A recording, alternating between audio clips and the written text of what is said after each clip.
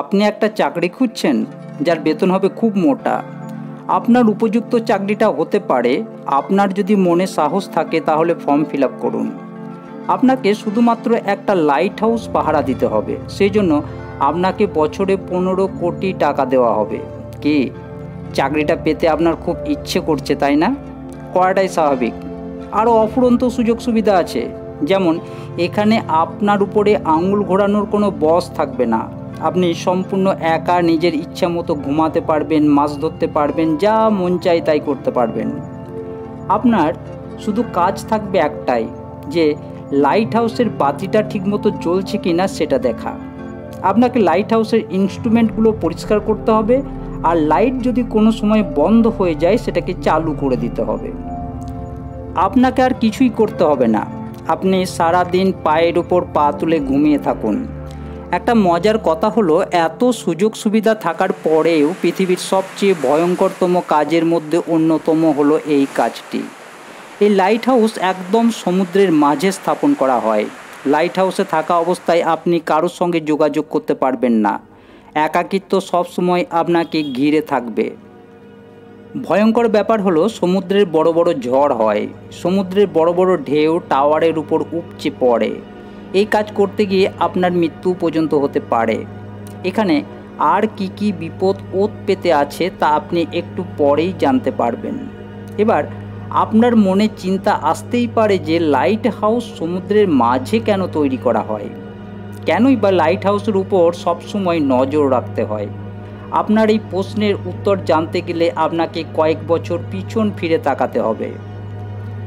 আগে কোনো লম্বা দূরত্ব যাওয়ার জন্য না ছিল কোনো গাড়ি, না ছিল কোনো আকাশপথ। একমাত্র যাবার উপায় ছিল জলপথ। সেই সময় ক্যাপ্টেন ম্যারিয়াস নামে এক অসাধারণ নাবিক ছিলেন। তিনি প্রতিকূল পরিস্থিতিতে সমুদ্র পাড়ি দেওয়ার জন্য পৃথিবী বিখ্যাত ছিলেন। একবার সমুদ্রের মাঝে ঘুটঘুটে অন্ধকারের এক জায়গা পাড়ি দিচ্ছিলেন। সে সময় সমুদ্রের মাঝে থাকা পাথরের সঙ্গে জাহাজের ধাক্কা লাগে। সেই সময়ে জাহাজ তৈরি করা হতো কাঠ দিয়ে। পাথরে ধাক্কা লাগার ফলে জাহাজের মধ্যে ফাটল ধরে যায় এবং তার মধ্যে জল ঢুকতে শুরু করে। জাহাজের আরোহীদের বেশ ক্ষয়ক্ষতির শিকার হতে হয়। এই ঘটনার পর ক্যাপ্টেন মারিয়াস সমস্যার সমাধান খুঁজছিলেন। এমন এক সমাধান হবে যে সমুদ্রের কোথায় কি আছে সেটা আগে থেকেই জানতে পারা যাবে। তো এখানে সবথেকে বড় দুশ্চিন্তার কারণ হলো প্রশান্ত মহাসাগরের বিশালতা। প্রশান্ত মহাসাগরের জলভাগ এত বিশাল যে 7টা মহাদেশের ভূমি যদি একত্র করা হয় তাহলেও প্রশান্ত মহাসাগরের আয়তন বেশি থাকবে। হাজার হাজার বছর আগে নাবিকরা যখন সমুদ্রের উপর দিয়ে যাতায়াত করত, তখন সমুদ্রের নিচে কোথায় কোন পাথর আছে সে সম্পর্কে তাদের কোনো ধারণা থাকতো না। তাদের সামনে থাকা রাস্তা সম্পর্কে ধারণা না থাকার জন্য তাদের অনেক সমস্যায় পড়তে হতো। সেই সময় পথ নির্দেশের জন্য তেমন কোনো প্রযুক্তির ব্যবস্থা ছিল না যা তাদের রাস্তা চিনতে সাহায্য করত। সে সময় নাবিকদের সমুদ্র পাড়ি দেওয়ার সময় সূর্যের উপর কিংবা চাঁদ তারার উপর নির্ভর করে চলতে হতো। এই দিক নির্দেশনার সমস্যা কথা বাদ দিয়েও আরও কিছু উটকো ঝামেলা এসে হাজির হতো। এরকম ঘটনা ঘটেছিল ক্যাপ্টেন এলিসের সঙ্গে। একবার ক্যাপ্টেন এলিস প্রশান্ত মহাসাগর পাড়ি দিচ্ছিলেন। একদিন হঠাৎ করে ঝড় শুরু হয়। পুরো আকাশ ঢেকে যায় কালো মেঘে। সমস্ত তারা কালো মেঘের নিচে ঢাকা পড়ে যায়, ফলে তারা সাগরে পথ হারিয়ে ফেলে। সারা রাত্রি ঝড়ের কবলে থাকার পর যখন সকাল হয় তখন তারা দেখে যে প্রশান্ত মহাসাগরের বুকে তারা পথ হারিয়ে ফেলেছেন। তাদের কাছে খাবার জন্য কিছু ছিল না, না ছিল জল, না ছিল খাবার। এই পরিস্থিতিতে ক্ষুধা ও তৃষ্ণাতে নাবিকদের অবস্থা খুব খারাপ হয়ে যায়। তারা সমুদ্রের বিশাল জলভাগের মধ্য থেকেও তারা তৃষ্ণাতে কাতর হয়ে পড়েছিল, কারণ সমুদ্রের লবণাক্ত জল মানুষের তেষ্টা মেটাবার জন্য পান করা যায় না। এমনকি এই পরিস্থিতিতে অনেক নাবিক মারাও গিয়েছিল। তারপর ক্যাপ্টেন তীরের দেখা পায়। এরপরেই মূলত লাইট হাউস তৈরির যাত্রা শুরু হয়। মিশরের ভূমধ্যসাগরের পাশেই ছিল আলেকজান্ডারিয়া। সে সময় সেখানকার শাসক ছিলেন টলেমি দ্য সেকেন্ড ফিলাডেলফিয়া। সেই সময় তাদের সবথেকে বড় সমস্যা ছিল তাদের অবস্থান বা লোকেশন। এই শহরে প্রবেশ করতে গেলে সমুদ্র পথে যে রাস্তা দিয়ে যেতে হতো সেই পথে অনেক বড় বড় ডুবন্ত পাথর ছিল, যার ফলে ব্যবসা বাণিজ্যের সময় জাহাজ যখন এই শহরে আসতো তখন অনেক সময় এই পাথরের সঙ্গে ধাক্কা লেগে জাহাজগুলো নষ্ট হয়ে যেত। তাই এই শহরে কোনো জাহাজ আসতে চায় না, ফলে ব্যবসা বাণিজ্যের ভাটা পড়ে এবং অর্থনৈতিক দিক দিয়ে আলেকজান্ড্রিয়া পিছিয়ে পড়ে। এই সমস্যা সমাধানের জন্য টলেমি তখনকার বিখ্যাত আর্কিটেক্ট সস্টাসাস অফ সিনিডাসের কাছে যান। এই সমস্যা সম্পর্কে টলেমি সস্টাসাসকে জানান। দুজনে মিলে চিন্তা করে এই সিদ্ধান্তে পৌঁছায় যে তারা জলের উপরে এমন এক প্রাসাদ নির্মাণ করবেন যার উপরে থাকা আলোকরশ্মি সমুদ্রে থাকা জাহাজগুলিকে দিক নির্দেশ করবে। আলো নির্দেশনার সাথে সাথে সমুদ্রের জলের নিচে থাকা পাথর সম্পর্কে জাহাজগুলিকে সচেতন করবে।